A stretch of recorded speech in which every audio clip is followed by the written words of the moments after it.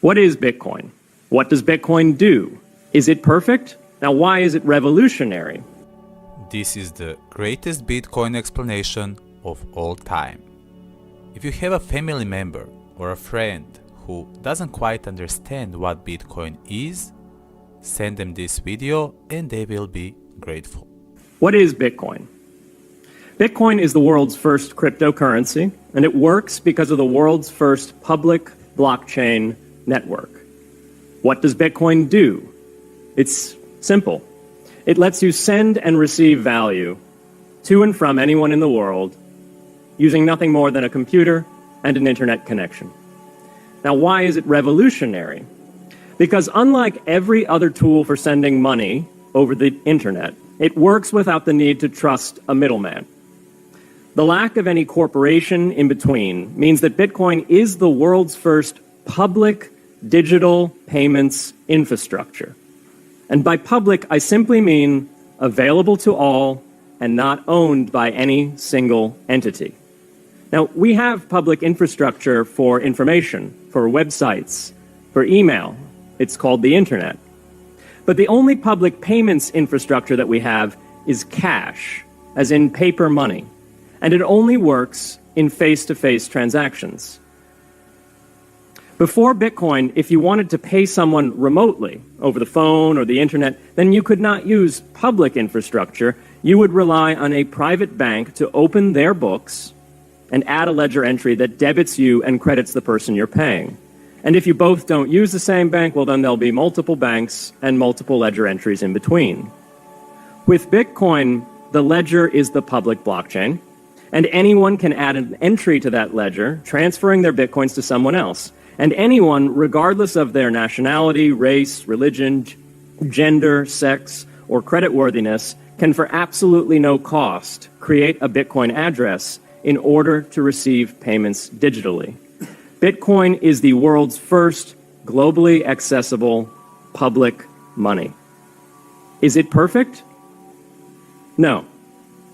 Neither was email when it was invented in 1972. Bitcoin's not the best money on every margin. It's not yet accepted everywhere.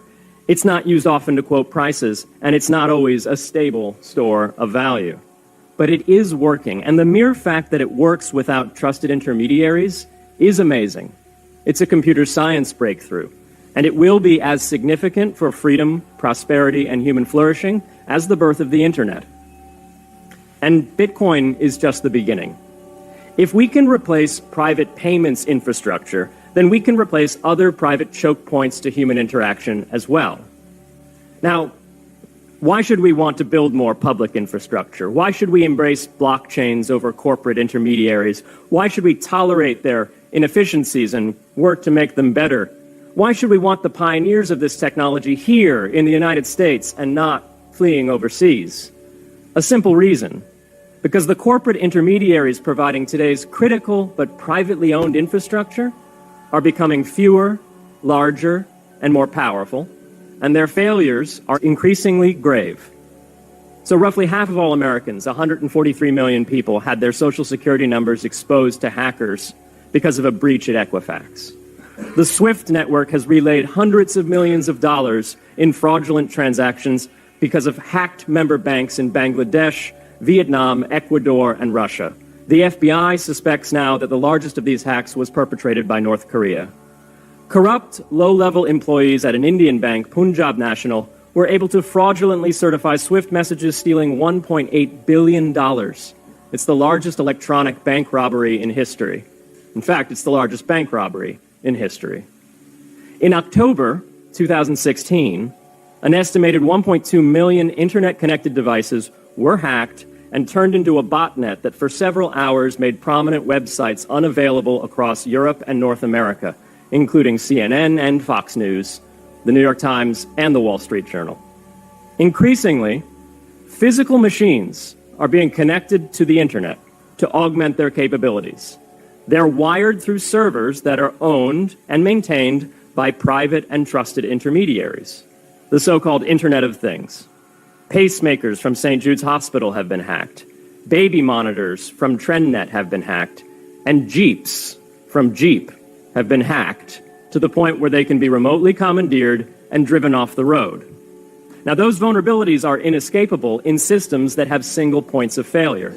It doesn't matter if the point of failure is a corporation or if it's a government. There shouldn't be a single point of failure. Blockchains can similarly disintermediate critical payments and IoT infrastructure. The technology is not yet ready to answer all of those questions today, but it is our best hope.